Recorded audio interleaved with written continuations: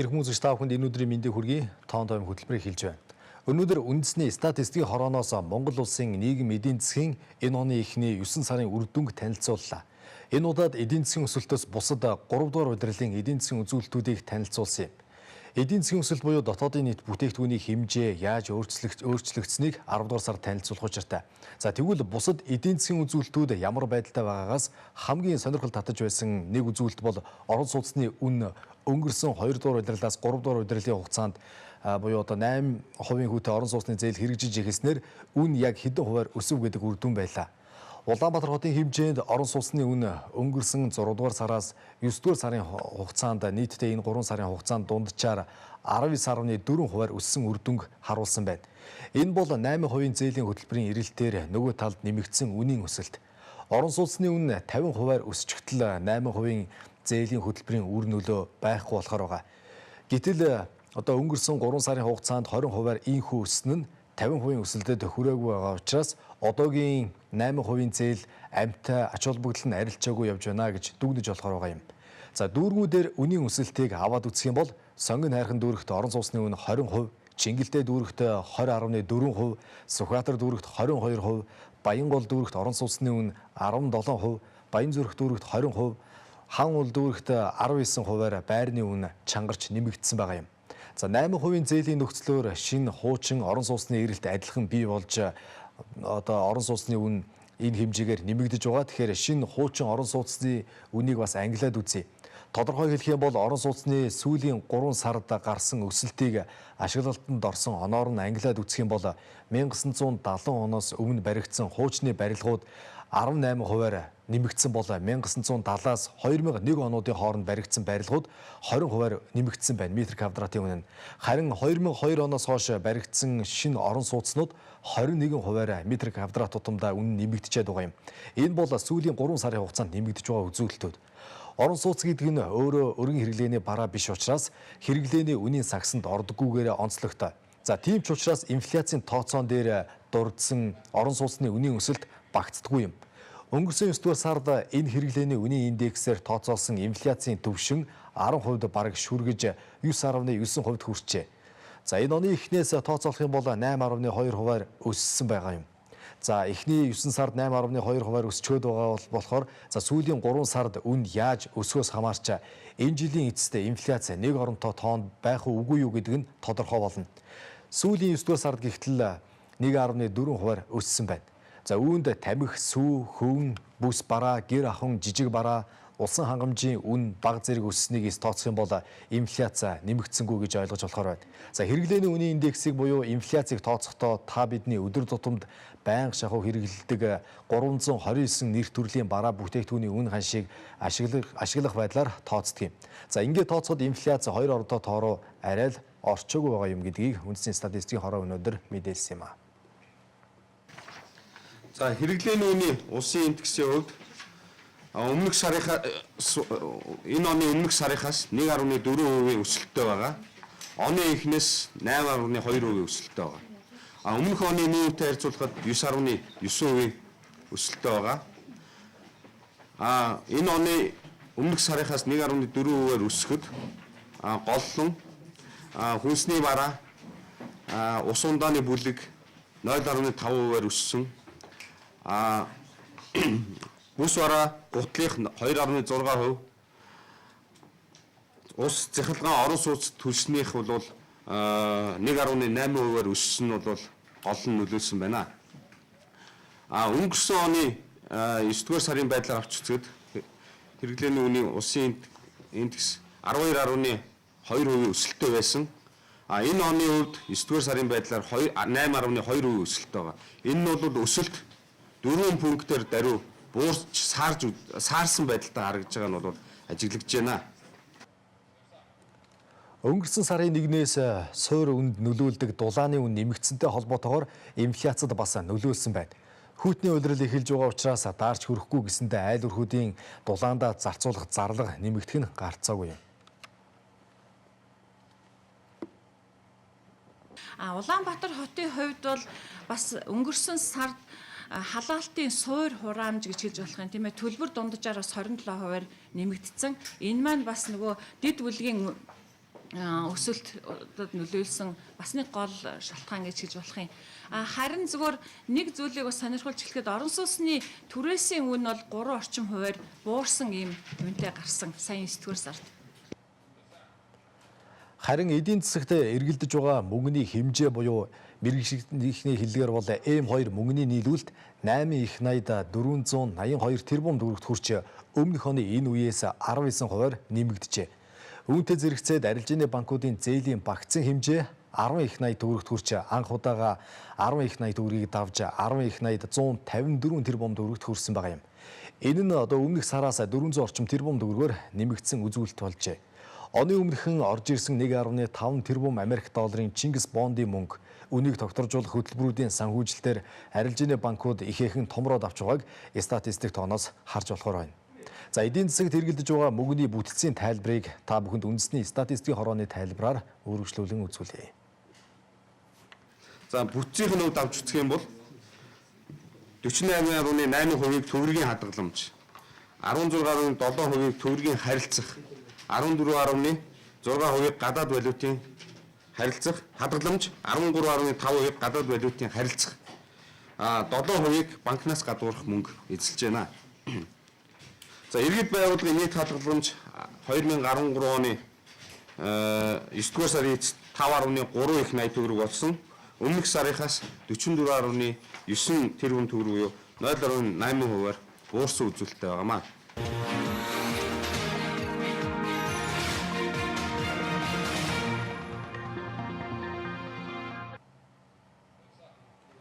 За тэгэхээр цаг үеийн шинжтэй бас хүн болгоны анхаарал хандуулж байгаа нэг зүйл бол төсвийн орлого зарлага ямар байдалтай байна вэ гэдэг асуудал юм. Төсвийн хилцүүлэг, эх оны төсвийн хилцүүлгээ улсын хурлаар хилцэж байгаа энэ үед энэ жилийн төсвийн орлого зарлага энэ оны эхний 9 сарын байдлаар ямар байдалтай явааг үндэсний статистикийн хорооноос энэ оны эхний 9 сарын байдлаар гаргасныг та бүхэнд сонирхуулъя. Улсын нэгдсэн төсвийн хувьд орлого 3 их 80-д 974 тэрбум төгрөг гэж гарсан байна. Зарлагын хэмжээ 4 их 80-д 67 тэрбум төгрөгт хүрснээр алдагдал одоогоор 93 тэрбум төгрөг л байна. Зарлага яагаад ийм бага байгаад байгаа вэ гэхээр засгийн газар улсын төсвөөр санхүүжих хөрөнгө оруулалт ялангуяа барилга байгууламж ихээр барихаа хоош нь тавиад байгаа хэрэг. 950 орчим тэрбум төгрөгийн зарлага танчаад байгаагаа шинжлэлийн засгийн газар мэдгдсэн. Үүнээс тодруулж хэлэх юм бол 500 орчим тэрбум төгрөгийн байшин барилга барих энэ тэргээд зарлаа таасантай холбоотой юм. Түүнчлэн төрийн албаныхан цалин төрийн үйлсийн урсгал зардлаа өнгөрсөн онтоогоор адилаар зараад явж байгаа нь бас энтэй хамааралтай. Манай улсын эдийн засгийг цааш нь хөдлөх гадаад худалдааны статистикч бас гарсан байна. За энэ оны эхний 9 сарын байдлаар манай улсын экспорт 3.1 тэрбум Америк долларт хүрсэн бол импорт 4.8 тэрбум Америк долларт хүрчээ. Эндээс гадаад худалдааны алдагдал 1.7 тэрбум Америк долларт хүрч сар өнгөрөх бүртэл нэмэгцээр байгаа нь харагдаж байна. Экспорт дотроо эрдэс бүтээгдэхүүний экспорт 14%-аар буурсан нь экспортын алдагдлад нөлөөлж байгаа юм а. Нүүрсний экспортын хэмжээ энэ оны эхний 9 сарын байдлаар 11.4 сая тоннд хүрсэн нь 2012 оны эхний 9 сарынхтай харьцуулаад үзэхэд бол 2.9 сая тонн нүүрсээр одоо бага үзүүлэлт гарч байна. Гэтэл одоо ярьж байгаа 2014 оны улсын төсвийн төсөлд одоо 28 сая тонн нүүрс экспортлон хэмээн энэ жилийн гүйцэтгэлийг бас оруулчихсан байна. За хугацааны 4-ний 3 нь өнгөрчөөд байхад 11 сая тонныг л экспортлсон энэ байдлаас дүгнээд үзэх юм бол сүүлийн улиралд 17 сая тонныг нь экспортлно гэдэг нь зөрүүтэй тооцоо хийсэн гэдэг нь харагдаад байгаа юм. Зах зээлийг дутуу тааварлжээ л гэсэн үг. Харин нүүрсэл эрдэс баялагт ар нуруугаа харуулсан болохоос бусад нь бол асуудал багтаа харин ч нэмэгдсэн үзүүлэлттэй байна. Үндэсний статистикийн хорооноос гаргасан энэ оны эхний 9 сарын тайлан харж байхад зэс гэхэд энэ оны эхний 9 сарын байдлаар манай улс 469 мянган тонн зэсийн баяжмал экспортлож 680 сая Америк долларын орлого олжээ. Экспортын бүтц яаж өөрчлөгдсөнийг та бүхэнд бас графикаар харуулъя. 2011 оны эцэст экспортын 47%-ийг эзэлдэг байсан нүүрс одоо ердөө 25% орчим болтлоо буурсан байна. За зэсийн баяжмлын эзлэх хувь хэвэндээ буюу 20 орчим хувь байгаа бол төмрийн хөдрийн экспортод оруулах хувь нэмэр 9%-аас 16% хүртэл нэмэгдсэн байна. Харин гадаад худалдааг сайжруулж байгаа нэг зүйл нь алтны экспорт 3.5 дахин нэмэгдсэн байна. За түүнчлэн аж үйлдвэрийн салбарын үйлдвэрлэл 4.9 их 80 төгрөгт хүрч бодит дүнгээр өмнөх оны энэ үеэс 11.5%-аар өссөн байгаа юм а. За гэтэл одоо итгэж найдаж их орлого олохоор төлөвлөж байсан нүүрсний олборлолт 3.5%-аар буурсан байгаа бол газрын тосны олборлолт 39%-аар өсөж металлын хөдөр олборлолт гихтэл 20 гаруй хувиар бас л өссөн үзүүлэлттэй байна. Үндэсний статистикийн хорооноос хийсэн мэдээлэлд бас нэг анхаарал татах салбар бол барилгын салбар. Үнийг тогтворжуулах хөтөлбөрийн санхүүжилт авсан гэдэг утгаараа бас эрэлтийг засгийн газраас 8% зээл байдлаар дэмжүүлсэн нь энэ салбарын өсөлтөд шууд нөлөөлж байгаа. Энэ салбарын үйлдвэрлэл энэ оны эхний 3 удирлын байдлаар 1.1 их 80 төгрөг төрсэн байна. Үүнээс 342 тэрбум төгрөгийг орон сууцны барилгын ажил эзэлж байгаа юм. Орон сууцны барилга үйлдвэрлэлийг 2012 онтой харьцуулаад үзэх юм бол одоогоор 3 дахин нэмэгдэж энэ салбарын өсөлт хөгжлийг харуулж байна.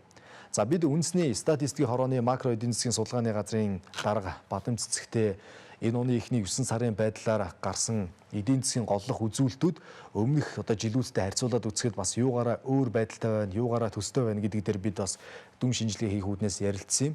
За Бадам цэцэг нь үндэсний статистикийн хороонд 30 гаруй жил ажилласан гэдэг утгаараа үндэсний статистикийн хороо өнөөдөр засгийн газраас ямар нэгэн хараат байдлаар ажиллаж байгаа гэдэг хүмүүсийн хардал сэргэлтэнд бол 100% бол үүсгэж бидэнд бас тайлбар өгч байсан юм. Тийм болохоор үндэсний статистикийн хорооны бүх шатны ажлыг сайн мэдэх хүн гэдэг утгаар нь бид үндэсний статистикийн хорооноос нийгмийн эдийн засгийн үзүүлэлтүүдийг тооцож байгаа аргачлал тал дээр төвлөрөхөөсөө илүү гарч байгаа албаны тоо мэдээлэл дээр бид бас дүгнэлт хийх мэдээллийг та бүхэнд өгөх үүднээс ярилцсан юм а.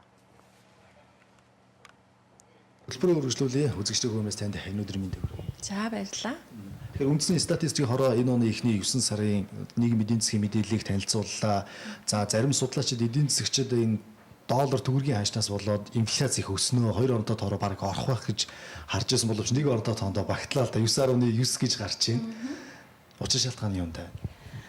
Энд учир шалтгааныг хэлж олж нэг жилийн өмнөхтэй харьцаж байгаа яг жилийн инфляцийн түвшин 9.9%. Ер нь нэг алхтал 10 руу орохоор ийм инфляц гарч байна л да. Тэгэхээр ер нь бол манай эдийн засгчдуудыг хэрэглэгчид бас сонирхож байгаа. Тэгэхээр энэ асуултанд хариулахын тулд би нэг тоог бас хэлье гэж бодож байгаа юм. Тэгэхээр ер нь манай Улаанбаатар хотын жишээлбэл сакс барааны бүтээгдэхүүний саксанд 329 нэр төрлийн яг хүн амын өргөн хэрэгэлдэг сакс бүрдсэн байдаг. Энэ саксан дотор 55 орчим хувь нь импортын бараа бүтээгдэхүүн гаднаас авж байгаа тэр бараа бүтээгдэхүүн байдаг. Яг тэгвэл тэр бүтээгдэхүүнийг монголчууд тэр хэмжээгээр өрхөд хэрэгжилж байгаа гэсэн. Нэг талдаа тооны хувьд бол талаас илүү байгаа боловч жингээр наваад үзэх юм бол нийт өрхийн дундаж хэрэглээний 36% нь импортын бараа бүтээгдэхүүн эзэлж байгаа юм. За нэг ийм тоон гүйцэтгэл байгаа. Гэтэл саяын Улаанбаатар хотын сарын инфляцийн түвшин 1.2% гарахад импортын бараа бүтээгдэхүүний үнийн өсөлт 50% нөлөөллийг үзүүлсэн. Ерөөсө тал хувь нь импортоор нөлөөлөд гарч байгаа гэсэн үг л дээ. Тэгэхээр жин нь өөрөө 36% мөртлөө 50% нөлөөллийг өгж байгаа гэдэг бол дотоодын үйлдвэрлэлийн бүтээгдэхүүний үнийн өсөлтөөс импортоор орж ирж байгаа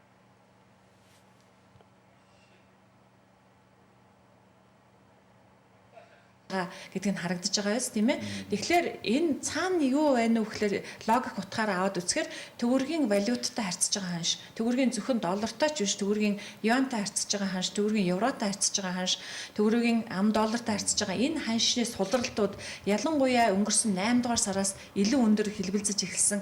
Энэ ханш бол 9-р сарын инфляцид бас тодорхой хэмжээгээр нөлөөлөд ороод ирж гэнэ гэдгийг зөвхөн тоон үзүүлэлтээр тайлбарлахад л ийм байна л да. Тэгэхээр хэрэглээний үнийн индекс буюу инфляц за 12 сар гарах юм бол нөгөө шинэ жил баяр ёслол гэдээ бас өсөх магадлалтай. Оны эцгийхэд 2 ондоо тоороо орж бидний нөгөө орлогод энэ хэмжээгээр нөлөөлөх болов гэдэг бас нэг иргэдийн айдастай хүлээлт байгаа л да. Та зүгээр статистик хүний хувьд харж байхад удирлынхын энэ цаг хугацааныхон хувьд яахаар байна? 10, 11, 12 сар гэдэг.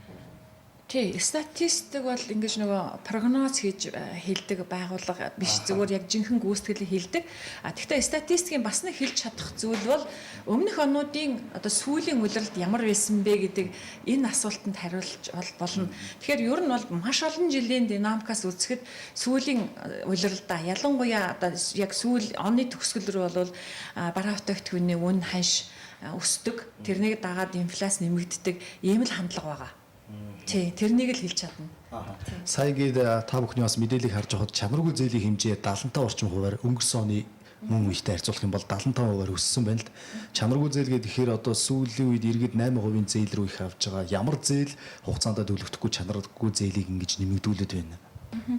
Тэгээ ерөн зөвхөн чанаргүй зээлийн хувь хэмжээг нэг өсөлтийг нь харахаасаа илүүтэйгээр нийт зээлд эзэлж байгаа тэр чанаргүй болоод хугацаа хэтэрч байгаа зээлийн хувь хэмжээг илүү харах юм бол чанарын үзүүлэлт болж харагдана. Яг бол чанарын зээл өөрөө нөгөө нийт зээлтэй нэг 6 орчим 6 гаруй хувийн л жин эзэлж байна. Тэр маань өнгөрсөн өмнөх оны яг 1 жилийн өмнөхтэй харьцуулахад тийм ч их тийм анхаарал татгаар асуудал биш байна л да. Яагаад гэвэл олгож байгаа зээл маань өөрөө өмнөх оны мөн үетэй харьцуулах юм бол бараг 50% нэмэгдчихэж байгаа байхгүй юу. Тэгэхээр нөгөө харьцуулж байгаа тоо хэмжээ өөрөө олгож байгаа зээл нь их далаацтай өндөр байна. Тэгээд чанаргүй зээл хувь хэмжээ нь өндөр байгаа боловч эзэлж байгаа хувь хэмжээ бол харьцангуй тэгж их айхтар юм анхаарал татгаар үзүүлэлт биш л гэсэн статистик тоон үзүүлэлт харагдаад байна л да. 6.2% байсан одоо бол 6.8% л одоо эзэлж байгаа юм бол 6.8% тал байна л да. Нэг санаа зовних асуудал биш гэж ойлгож байна. Зүгээр энд би бас нэг асууж байгаа асуулттай чинь холбоотой нэг тайлбар хэлэхэд харин хадгаламж зээл хоёрын харьцааг аваад үзэхэд бараг нэгийг харьцах нь 2 гэсэн ийм харьцаа руу их төхөж очсон ийм статистик гарсан. Энэ юуг харуулж байгаа гэсэн үг? Энэ бол жишээлбэл одоо манай улс 9-р сарын эцэст 5.3 трлн төгрөгийн хадгаламжтай байхад түүнээс 2 дахин давсан зээлийг олгосон гэсэн одоо зээлийн үлдэгдэлтэй байна гэсэн санаа 1.9 одоо нэгийг харьцах нь 2 гэдэг маань тэр санаа. Гэхдээ ерөн зүгээр онлынхаа хувьд бол тэр хадгаламжийг тойрсон тэр хэмжээний зээл нэгийг харьцах нь 1 хэмжээний хадгаламж би зүгээр бусад орнуудын үзүүлэлтүүдийг бас харж яхад тиймэрхүү үзүүлэлт байдаг л да. Тэгэхээр манай улсын хувьд бол нэгийг харьцах 1.9 гэсэн ийм харьцаатай хадгаламж зээл бол явж байна. Эндээс сая хэлсэн хадгаламж бол оны 1 жилийн өмнөхтэй харьцуулахад 16% өсөлттэй байхад зээл бол бараг нэг 50 орчим хувийн өсөлттэй. Зээл бол нэлээд одоо өндөр хурдцтай өсөлттэй явж байгаа шүү гэдгийг л энэ статистик бас харуулж байгаа юм. Та бүхний хэллэгээр нөгөө M2 мөнгө буюу бэлэн байгаа картанд байгаа гэдэг энэ бүх мөнгийг нийлүүлээд энэ хэмжээ өсөлт нь бас өмнөх жилүүдтэй харьцуулаад үзэх юм бол тийм айхтар байхгүй байх шиг байна л да. Энийг бас та тайлбарлавал энэ нөлөөлөл нь бидний амьдралд яаж нөлөөлөд идэх юм бэ? M2 өнөөдөр ямар байдал? Мөнгөний нийлүүлэлт өөрөө үндсэн ийм 3 бүрэлдэхүүн хэсэгтэй. Нэгдүгээрт нь төгрөгийн болон валютын хадгаламж, хоёр дахьт нь бол төгрөгийн болон валютын харилцах, тэгээд банкнаас гадуурх мөнгө гэсэн ерөөсөө л ийм бүрэлдэхүүн хэсэгтэй явдаг. Мөнгөний хэмжээ хэр зэрэг нэмэгдэх нь бас нөгөө саяын 3 бүрэлдэхүүн хэмжээ яаж нэмэгдэж байгаас жишээлбэл хамаарна. Тэгэхээр манай улсын хувьд бол 9-р сарын эцэс гэхэд 8.5 трлн төгрөгийн мөнгөний нийлүүлэлттэй явж байгаа. Энэ маань яг өмнөх оны муу үеийн түвшинтэй буюу яг 1 жилийн харьцуулах юм бол ойролцоогоор 20% өсөлттэй явж байгаа. Энэ 20% өсөлт бол ялангуяа энэ он гарсаар эдийн засгийн одоо бодит төсөлтүүдийг хангах зорилгоор нийлүүлэгдсэн төсөл хөтөлбөр хэлбэрээр нийлүүлэгдсэн мөнгөний нийлүүлэлт бол нэлээд бас хувь хэмжээг эзэлж байгаа ах гэж би бодож байна л да. Тий. Манай улсын экспорт за нүүрсний үнэтэй холбоотой экспорттой холбоотойгоор төсөвт бас баггүй дарамт бий болчиход байгаа. Ингээд ялгаад харах юм бол эрдэс баялагын бүтээгдэхүүний экспортод бүтцэд нь бас ямар нөлөөлөлүүд ажиглагдчих байна. Тий. Мэдээж гадаад худалдааг ингээд бүхлээр наад үзэх юм бол хөрөнгө оруулалтын шин чанартай бараа бүтээгдэхүүний бууралтаас импортын хэмжээ буурсан юм ерөнхий бас дүр төрх харагдаж байна л да. Нийт эргэлтээ дотор нь бүтцээр наад үзэх юм бол 3.1 одоо 7.9 тэрбум долларын нийт эргэлтийг хийсэн байхад 3.1 тэрбум долларын жишээлбэл экспорт байгаад үлдэж байгаа 4.1 тэрбум 8 тэрбум доллар нь болохоор импортын бараа бүтээгдэхүүн эзэлж байгаа юм. Тийм. Тэгэхээр тийм алдагдал бол энэ хоёрын зөрүүгээр 1.7 байгаа юм. Тэгэхээр энэ гадаад худалдаатай холбоотой хэлэх зүйл гэхлээр алдагдал бол ерөнхийдөө энэ оны хувьд ч биш. Ер нь сүүлийн 3 жилд тэрбум давсан алдагдaltaй яваад исэн. Өмнөх оны муу үед бол яг 2 тэрбум долларын алдагдaltaй байсан юм. Манай улс гадаад худалдаанд. Энэ жилийн хувьд бол 1.7 гэдэг нэг 290 сая долларын алдагдал хүлээж байгаа. Тэгэхээр алдагдлын хэмжээ буурж байгаа нь импортын илүү экспортын бууралтаас импортын илүү өндөр одоо бууралттай холбоотойгоор энэ гадаад худалдааны тэнцэл буурах юм хандлага харагдаж байна. Тэгэхдээ гадаад худалдааны тэнцлийг яг саяхан өөрийн шиг бүтцээр нь аваад үзэх юм бол дан ганц нүүрсний экспортоос бид 40 орчим хувийн одоо алдагдлыг одоо боломжийг одоо алдаж байгаа гэж тайлбарлаж болж байгаа юм. Яагаад тэгж тайлбарлаж гэнэ үг гэхлээр нүүрсний тоо хэмжээ өнгөрсөн оныхаа түвшинд байсан бол бид нар 200 сая долларыг нэмээд олоод авчих боломжтой байсан. Нэг тонн нүүрсний үнийн хэлийн дундаж үн өмнөх оныхаа яг мөнгөний түвшинд байсан бол 450 сая долларыг нэмж олж одоо боломжтой байсан. Тэгэхээр нэг тонн нүүрс 70 Америк доллар гарч ирсэн бол гэсэн үг үү? Тий, одоо яг тэр өмнөх оныхаа түвшинд гарч ирсэн бол тэгээд бодглохоор нэг 650 сая долларыг бол дан ганц нүүрсний экспортоос алдаж байна, орлого алдаж байгаа гэсэн үг л дээ. Хэрвээ алдаагүй байсан бол манай 1.7 тэрбум долларын алдагдал чинь 1.1 рүү жишээлбэл бууж орж ирнэ гэсэн үг л дээ. Тэгэхээр уул уурхай ямар одоо тий нөлөөлтөй байгаа гэдгийг би ганцхан жишээгээр тайлбарлая. Харин бусад одоо уул уурхай бүтээгдэхүүний хувьд бол олборлолт нь сайн байгаа, гаргаж байгаа экспортын хэмжээ ч гэсэн боломжийн байгаа. Тухайлах юм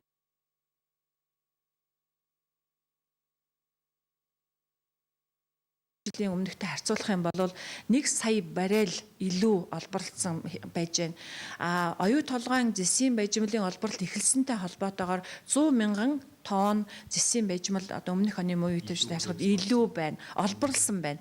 Дээрээс нь 7 орчим тонн алтыг олборлсон байж байгаа. Тэр маань өмнөх оны түвшинтэй харьцуулахад 2.8 одоо 3 ойролцоогоор 3 тонн орчмоор илүү байна шүү дээ. Тэгэхээр энэ өндөр үн цэнтэй уул уурхай бүтээгдэхүүний олборлолт нь өөрөө бас аж үйлдвэрийн салбарын үйлдвэрлэлийн хэмжээг нэмэгдүүлэх тийм ээ, өсөлтийг хангах.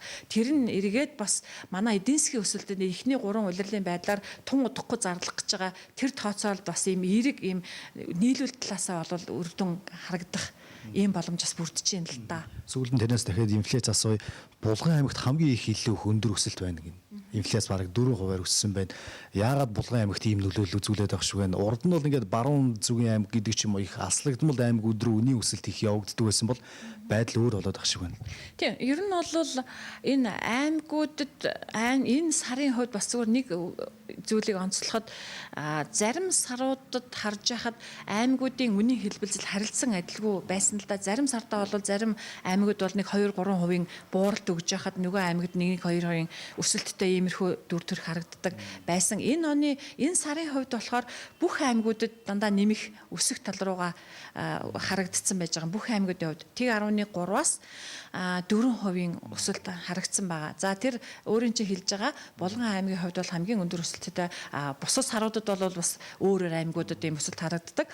Ерөнхийдөө аймагуудын үнийн өсөлт бол хүнсний бараа бүтээгдэхүүний хувийн өндөр байдагтай холбоотойгоор хүнсний бараа бүтээгдэхүүний үнийн өсөлтөд үндсэндээ голлож нөлөөлдөг байгаа. За Булган аймгийн хувьд бол бас яг л энэ хандлага л харагдсан. За дээрэс нь хувцас бүс бараа гэд тийм орон сууцны гэд зарим нь одоо зарим нэр төрлийн барааны үн Булган аймагт бусад аймагтайгаа харьцуулахад арай илүү өндөр өсөлттэй байсантай л одоо хамааралтай гэж тайлбарлаж болно. Ярилцсанд баярлалаа, таны ажилд амжилт хүсье. За баярлалаа. Анхаарлаа хандуулж байгаа үзэгч та бүхэнд баярлалаа. Хөтөлбөрөө төгсгөл та бүхэнд бас дүгнэлт хэлэхэд та бүхэн сая анзаарлаа. Гадагшаа гаргаж зарж одоо доллар болж байгаа орлогын хэмжээ буюу экспорт, за гаднаас бараа бүтээгдэхүүн авч байгаа импортын одоо зөрүү гадаад худалдааны алдагдал 1.7 тэрбум Америк долларт хүрсэн нь монголчууд энэ оны эхний 9 сарын байдлаар 1.7 тэрбум Америк долларыг алдагдалтайгаар одоо ажиллаж байна л гэсэн үг.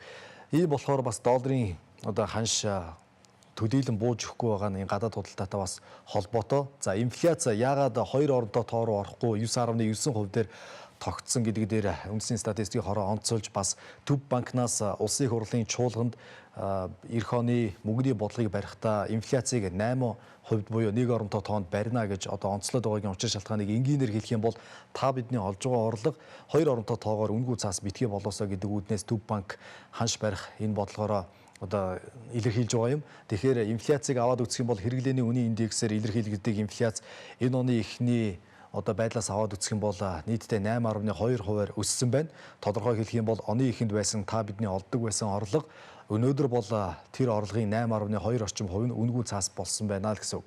Тийм болохоор Төв банк эх онд инфляцийг 8%-аас хэтрүүлэхгүй барина гэж байгаа.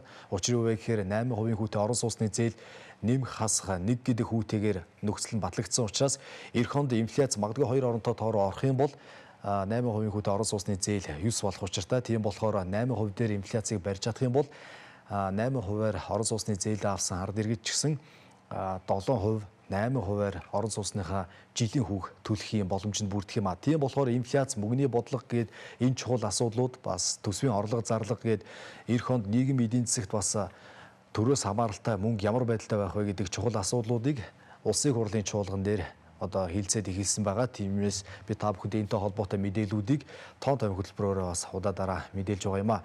Ингээд үзэгч та бүхэндээ бид үндэсний статистикийн хорооноос энэ оны эхний 9 сарын байдлаар нийгэм эдийн засгийн голлох үзүүлэлтүүд ямар байдлаар гарсныг би та бүхэнд тоон тойм хөтөлбөрөөр тоймлож үзүүллээ. Анхаарлаа хандуулсанд баярлалаа.